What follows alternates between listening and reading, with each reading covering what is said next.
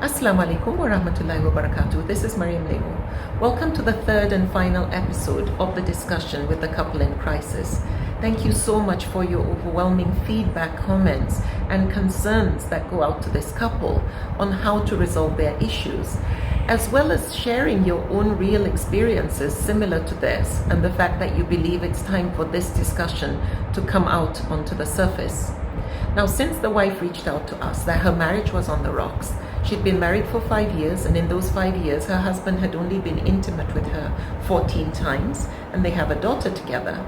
I invited my husband to join me, and we sat with the husband to find out what was going wrong. He in turn confided in us under the strictest of conditions of confidentiality that he was only attracted to men.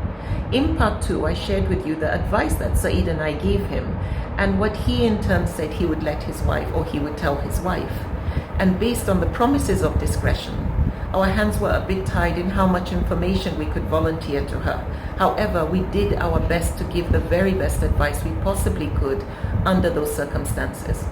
We told her that her husband was ready to sit down and talk, and we strongly advised her to demand a frank and honest discussion and ask him some pressing questions, like what happened to the marriage expectations and aspirations that they both shared before they got married, and why he wasn't meeting her intimacy and emotional needs.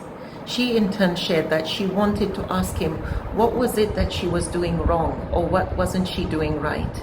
And we suggested that she should share with him the torture she's been going through, and the trauma of not knowing, and all the efforts she's been doing and putting in seem to be in vain. Now, after sharing with us all the things that she said she was going to ask him and the things we suggested or advised her to do, she also said that she was going to ask him what are his plans for the future of their marriage. Now, that was a very important question. We concluded by telling her that the outcome of this discussion would determine whether she stays or she leaves.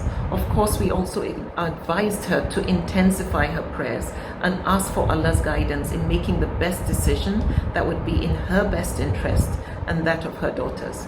Once again, we'd like to reiterate that infidelity of any kind, cheating on your spouse, is a sin. It is wrong. It goes against all religious teachings. And of course, the risk of STDs are really, really high. The devastation it causes individuals and families is very, very tremendous. Many suffer in silence due to insecurity, due to pressure from society to preserve the perception of the family image. Some suffer in silence due to economic security. And some, because of the high risk of stigmatization and being ostracized, prefer to keep silence while their loved ones could fall sick or may end up dying.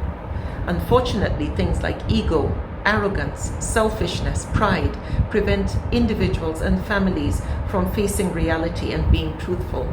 For any individual or families that perpetrate deceit in a relationship of marriage of any kind, it is wrong. Please do not subject any human being to this kind of torture. Let's not forget that we invited God, we invited Allah to be a witness to our union. It is wrong in His eyes, and we most definitely will be held accountable for our actions. Once again, Jazakumullahu khairan for your comments and feedback. May Allah grant us the courage to do the right thing, even when it affects us and our loved ones.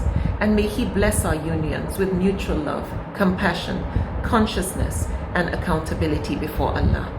If you found this video to be useful, please pass it on. If you have additional comments, please drop them on my Instagram page at Maryam Lemu Official, or on my Facebook or YouTube channel at Maryam Lemu. Jazakumullahu khairan. Thank you for watching.